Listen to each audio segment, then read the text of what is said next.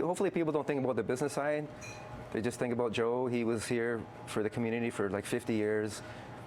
And that's what people remember the most, you know?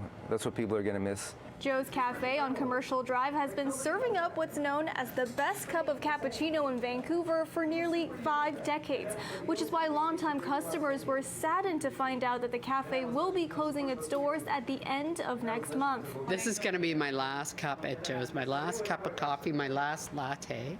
I feel a little bit sad. I feel like he's going to hand me that cup and I'm going to want to hug him. And I'm gonna cry a little bit. I came here in the 90s all the time. Joe Antunes opened up the shop in 1976. A former bullfighter and welder from Portugal, he turned the cafe into a neighborhood institution. Joe was so welcoming, you know. People loved him. He has a big heart, right? So people came in and he treated people like he was walking them into his living room. The last time that I was here was during the 70s. This place just used to be wild around World Cup time.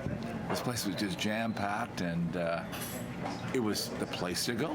But with the changing neighborhood, business began to slowly decline. Joe himself, now in his 80s, has finally decided to retire and pass the cafe down to his 2 nephews. I think he kind of ran out of energy, you know. So he told us, you guys take care of it, and that's it. So we're kind of here overseeing things, and we kind of decided it's not making much profit. The heyday is over. Just close the door, you know. Back then, people could afford rent, right? So they all converged into like this little neighborhood here. Changes happen very slowly. People don't hang around as much. It's really sad when you're losing an institution like Joe's. Our newer generations won't have the experience like we did. Customers old and new, after hearing about the bittersweet news, came by for one last cup of Joe's. Usually cappuccino and the lattes, people are really surprised. They really like how it looks. They like the taste of the coffee. A lot of people, if they don't know the cafe already, they'll come back because they really love the coffee. And that's nice.